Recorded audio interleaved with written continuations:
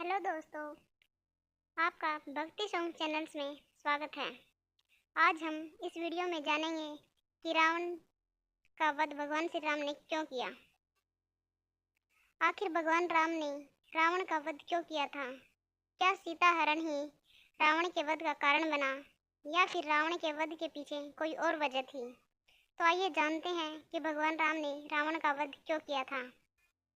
रावण के वध के पीछे सिर्फ सीता का अपहरण ही एक कारण नहीं था, बल्कि इसके पीछे कई मान्यताएं भी जुड़ी हुई हैं। पुराणों के अनुसार इसके पीछे का कारण रावण को उसके अहंकार के चलते तपस्वी कन्या द्वारा मिला एक श्राप था।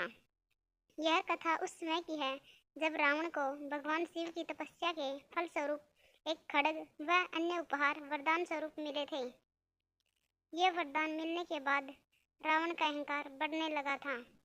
उसे लगने लगा कि अब उसके लिए कुछ भी पाना असंभव नहीं है और वो पूरे ब्रह्मांड में निर्भीक होकर भ्रमण करने लगा। एक बार रावण हिमालय के घने जंगलों में पहुंचा, जहां उसकी दृष्टि एक सुंदर कन्या पर पड़ी।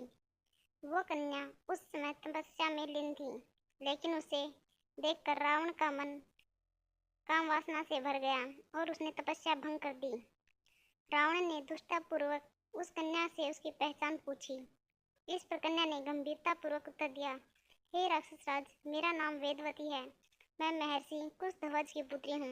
जब मैं युवा हुई तो देवता, गंधर्व, यक्ष, राक्षस और नाग सभी मुझसे विवाह करना चाहते थे, लेकिन मेरे पिता की इच्छा थी मैं पति रूप में भगवान विष्णु का वर्ण करूं। इसी कारण से मैं यहाँ वन में तपस्या कर रही हूँ। वेदवती ने आगे बताया कि मेरे पिता की इच्छा से क्रोधित होकर शंभु नामक दैत्य ने सोते समय उनकी हत्या कर दी। मेरे पिता की मृत्यु की शोक से मेरी माता ने भी उनकी चिता में कूदकर अपने प्राण त्याग दिए। अब मैं अकेली अपने पिता की इच्छा पूरी करने के लिए तप कर रही हूँ। वेदवती की बात सुनकर रावण और क्रोधित हो गया और अपने दोनों हाथों से कन्या के बाल पकड़कर खींचने लगा। इस पर वेदवती रावण को श्राप देते हुए कहा, तूने मेरे साथ जो अन्याय किया है इसका परिणाम तुझे भुगतना होगा। मैं अभी अग्नि में समाहित हो रही हूँ, किंतु मैं फिर से जन्म लूंगी और उस समय तेरे अंत का कारण बनूंगी। इतना कहते हुए वेदवती ने अग्नि में कूदकर अपने प्राण त्याग दिए। इसके उपरांत तपस्विनी कन्या ने पुनः एक कमल के पुष्प से जन्म लिया। इस बार भी वो कन्या कमल के समान अत्यंत सुंदर, कोमल व रूपवती थी। रावण ने जब उस कन्या को देखा तो वह पुनः उसकी ओर आकर्षित हो गया और अपने बल का प्रयोग कर उसे महल में ले आया। लेकिन ज्योतिषियों ने भविष्यवाणी की, यदि यह कन्या आपके महल में रही तो यह आपकी मृत्यु का कारण बनेगी। यह सुनकर रावण ने भयभीत होकर उस कन्या को समुद्र में फेंकवा दिया। रावण संहिता के अनुसार अगली बार वही कन्या राजा जनक को पुत्री रूप में प्राप्त हुई और वेदवती के श्राप के अनुसार पौराणिक मान्यता के अनुसार रावण ने अपने भाइयों कुंभकर्ण और विभीषण के साथ गोकुंड नामक स्थान पर जाकर कठोर तप किया था।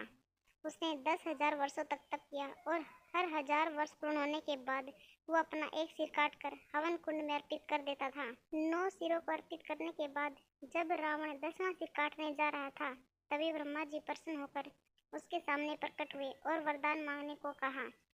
इस पर रावण ने कहा, हे ब्रह्मदेव, मुझे अमरत्व का वरदान दीजिए। तब ब्रह्मा जी बोले, हे रावण, अमरत्व किसी को प्राप्त नहीं हो सकता, किंतु मैं तुम्हें एक ऐसा वरदान दे रहा हूँ जिससे तुम्हारी मृत्यु असंभव हो जाएगी। देव दानव कोई तुम्हारा वध नहीं कर पाएगा। ब्रह्मा जी ने रावण की नाभि में अमृत कलश स्थापित कर दिया, जिससे रावण की मृत्यु तब तक असंभव हो गई जब तक वह अमृत नष्ट नहीं हो जाता। यही कारण था कि सीता हरण के बाद युद्ध में रावण का वध करना कठिन हो रहा था।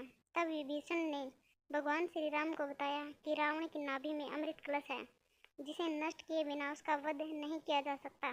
ये रहस्य जानने के बाद राम ने रावण की नाभि पर बाण मारकर अमृत कलश को नष्ट कर दिया और रावण की मृत्यु हो गई। जय श्री राम।